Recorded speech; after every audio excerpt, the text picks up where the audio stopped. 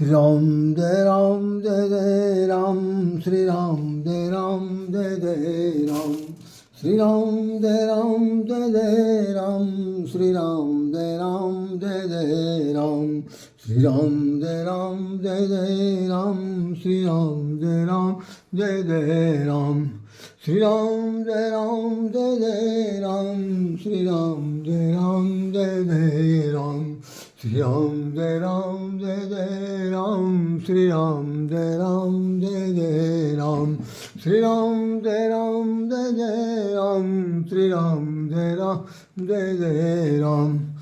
राधा राम जानकी रानी, आनंद अवध अवध राजधानी, सिया राम मैं सब जगदानी, करहूँ प्रणाम जोरी जुग पानी।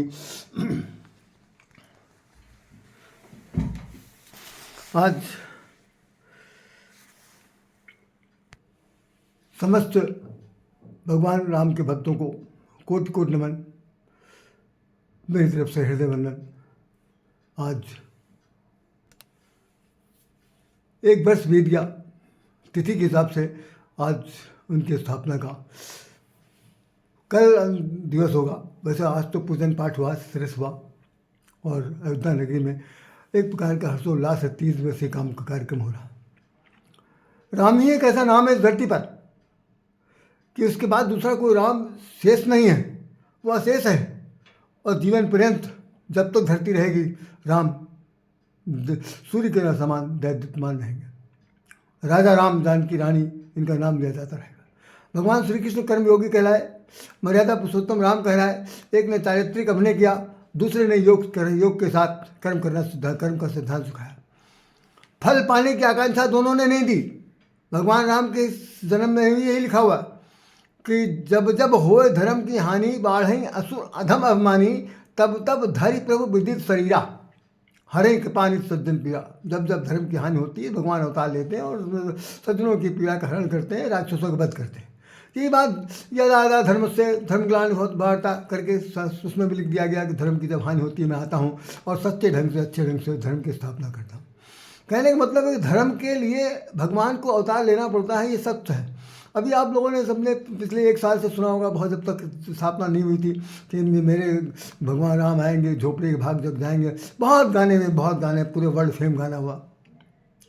लेकिन मैं उस वक्त भी नहीं बता पाया, अभी भी नहीं बता पा रहा हूँ, समय बिल्कुल मेरे पास नहीं है। मैं सिर्फ आपको सिर्फ 2 शब्द कह करके विराम देना चाहता हूँ कि मैं इसको कल करूँगा कि ये समझ लीजिए कि भगवान के आगमन की प्रतीक्षा में ये जो कहा जा रहा है कि मेरे घर आएंगे, झोपड़ी के भाग जग जाएंगे, ये माता उनकी कथन है जिसमें वो कहती हैं सबरी। बाकी लोगों के घर में झोपड़ी में आएंगे और मेरे भाग जग जाएंगे, ऐसी कोई वर्णन तो किसी ने किया नहीं, ना किसी भजन में कीर्तन में आया। तो मैं ये बताना चाहता हूँ कि राम के अवतरण में, राम को इस धरती पर आने में, राम को सबके घर लाने में बहुत समय लगा, और वो किस किस के कहने पर आए हैं ये एक बहुत बड़ी सूची है।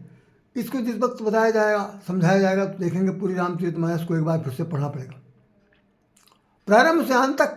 आप देखेंगे कि राम के आगमन की प्रतीक्षा में कितने लोगों ने आंखें मिछाए थी और सबके घर घर गए वो। अगर ऐसा न होता तो रामचंद्र जी अपने माता कौशल्या से बिल्कुल न कहते कि बहुत विधि किन्न चाहे, हम बहुत कुछ करना चाहते हैं।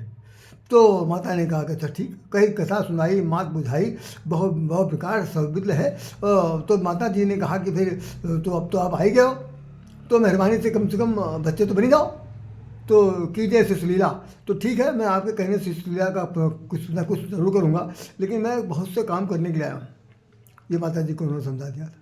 तो मैं आज देख रहा हूँ कि पूरे भारतवर्ष में जो जो राम के भक्त हैं, उन सब लोगों राम भक्तों ने आज पहली वर्षगांठ मनाई है, बहुत हर्षोल्लास मनाया। मैं बड़े गर्व के साथ कह सकता हूँ कि भगवान राम ने मुझे भी बुला लिया।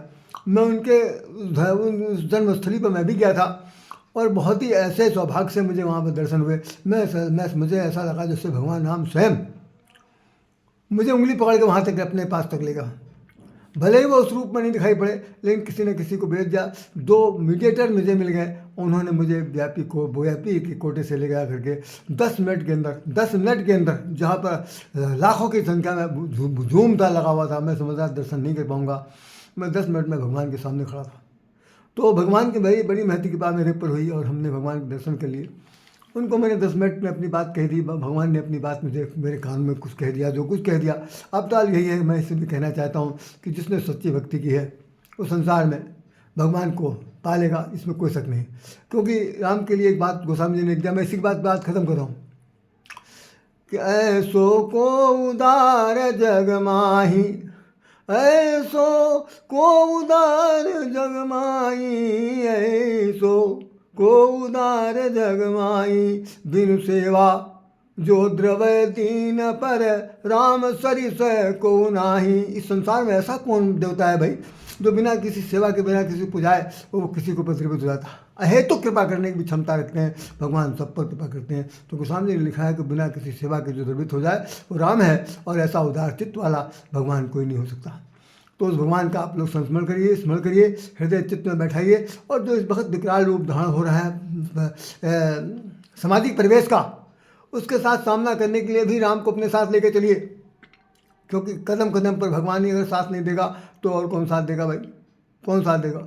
यहाँ इतना ध्यान रखिएगा, वो मूर्ति से निकल के बिल्कुल नहीं आएंगे, मूर्ति में से निकल के बिल्कुल नहीं आएंगे। मूर्तिमान हुए जो शरीरधारी लोग हैं उन्हीं के अंदर घुस करके, जैसे आज इस वक्त आप समझ लीजिए, ना लीजिएगा, हमारे देश के प्रधानमंत्री जो मोदी जी हैं वो पूरी तरह से राम में हैं, राम भक्त हैं, और उन्होंने उनके हृदय में भगवान राम विराजमान होकर सब काम करवा रहे हैं, कर रहे हैं। जो लोग मोदी के विरोधी हैं, मैं उनकी बात ही नहीं करता। जो लोग योगी को जानते हैं वो लोग भी देख लीजिए, बाकी सब अगर उनके फॉलोअर्स हैं वो भी समझ लें। तो ये राजनीतिक मामला बिल्कुल नहीं है। इस समय सिर्फ यही है कि भगवान, हमारे देश की भूमि धरती जो है वो देवताओं से, भक्तों से भरपूर रही है। तो निश्चित रूप से आप लोग सब उनका भजन कीर्तन करिए और स्मरण करिए इन शब्दों के साथ। राधे श्याम, राधे आपको हृदय से नमन करता है। जय श्री राम।